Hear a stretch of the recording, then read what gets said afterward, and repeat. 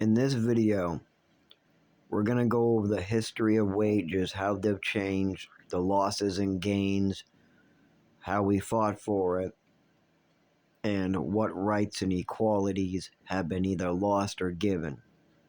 And this goes back to about 1910 to 1920 is where we're going to start. Now, I gotta say, women got a rough deal with women's rights. They did. And I'll explain. Actually, we're going to go over that first and then we'll give the history. I'll explain that first. So, before women had the right to work, and when the most of workforce of males were working, at that time, it was the average 40-hour work week. You got weekends off. And before 1975, wages and everything went up with manufacturing goods. America was doing better. Everybody was doing better. Before that, before the 40-hour work week, we'll talk about that probably in the 1940s and before, you had some people working 100 hours, 80 hours, ridiculous hours just to make the ends meet. Well, by the time the 1960s came around, you had men working a decent 40-hour work week, decent houses, cars. If you're willing to work hard and do the work, do extra work, go the extra mile, you would have worked your way up, absolutely. Women's right came to play about the same time that the billionaires started to seriously lobby Washington. At this time, women got the right to work, what I totally think that they should have any right a male has. At this point, the companies took advantage of the situation because they knew they wouldn't be able to provide enough jobs for the whole population that wants to work now. So what they ended up doing is trying to lower the amount of hours they were giving to everybody. The other thing they tried to do that was able to be done is pay people less, but keep your mortgage, keep the price of bread in your car and all that the same. By paying you less and giving each person less hours, you were able to keep people, kind of average.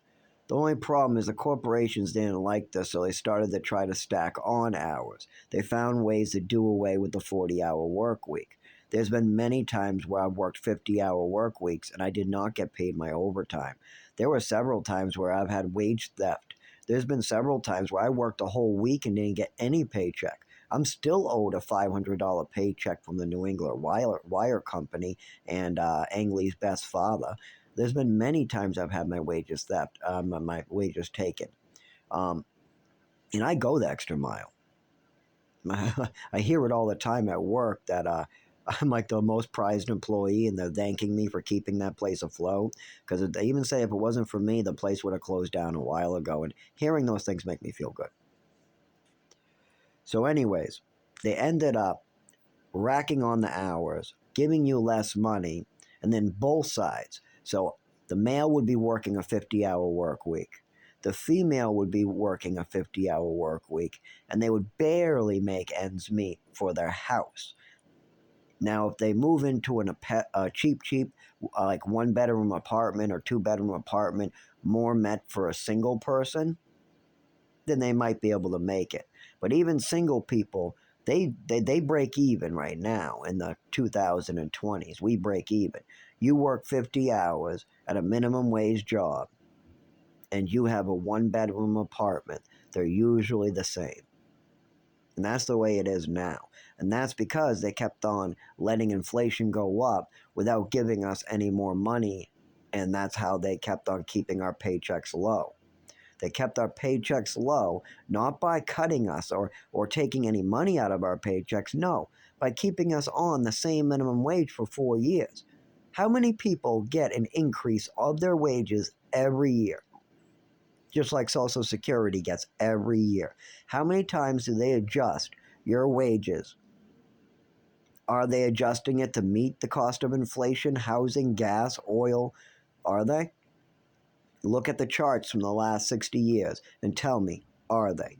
actually spend days and weeks studying the subject and tell me, are they? No, they aren't. So basically, the women got the right to work, but they didn't get a decent wage, and neither did the men. What they did is they took away both of our wages because with that extra increase of wages, it was able to barely make the housing cost.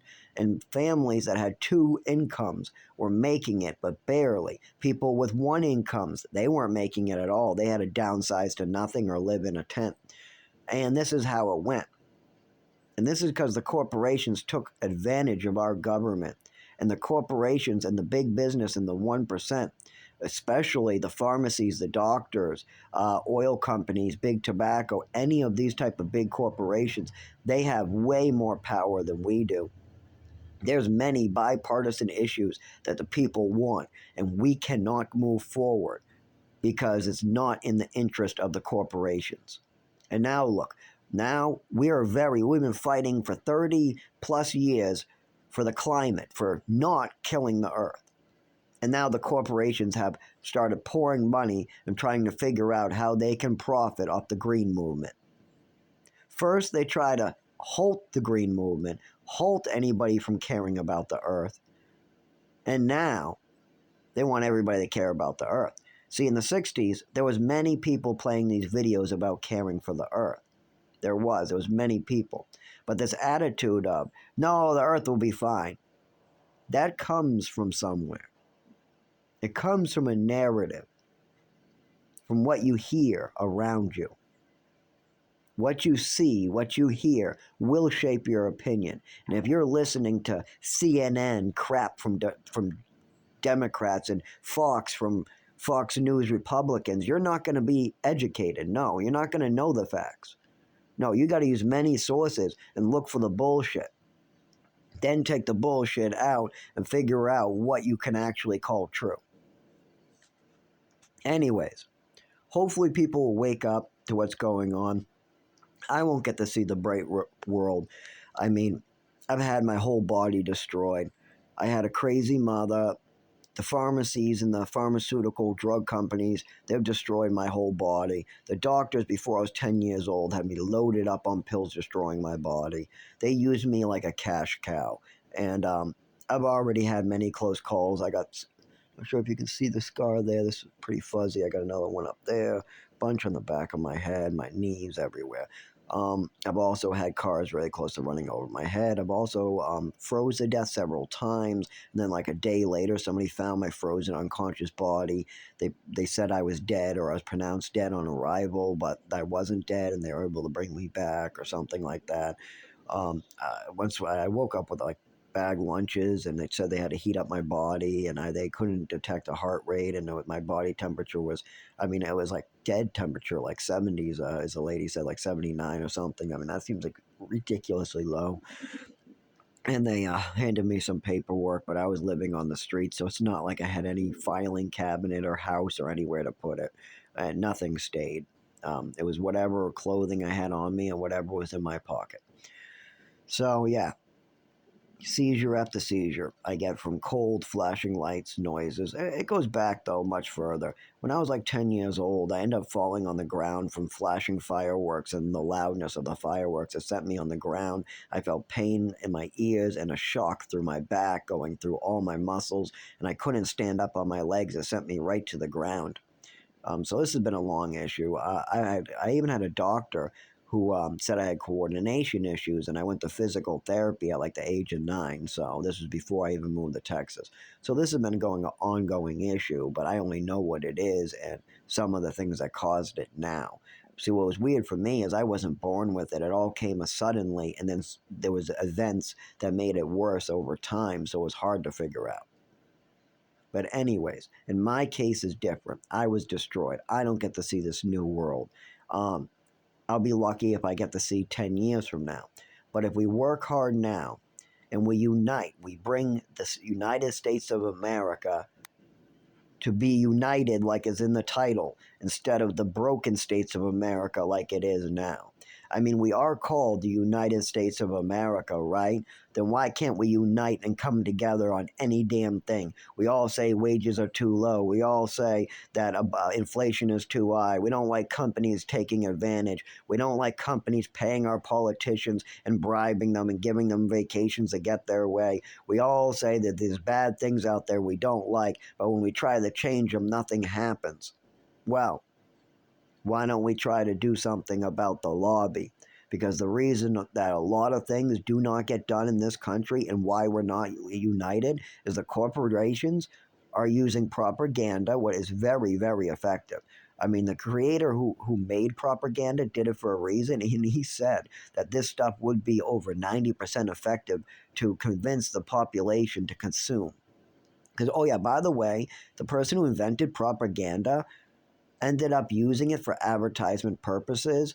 Uh, yeah, he was he was a psychiatrist. His father was a psychiatrist, and he was a minor psychiatrist. If I remember, it was somebody like related to Freud or some really, really well known psychiatrist, and his son or one of his real grandkids or something ended up inventing propaganda and advertising, and it was used to kind of get people to spend more.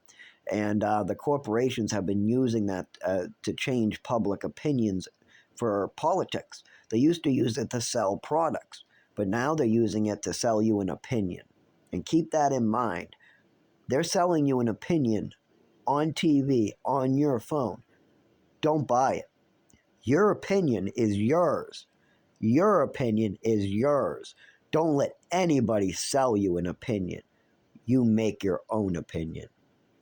And too many people are getting their opinions from Fox and CNN and one source that tells you 3 words, and all of a sudden you're a believer at heart. No, don't do that.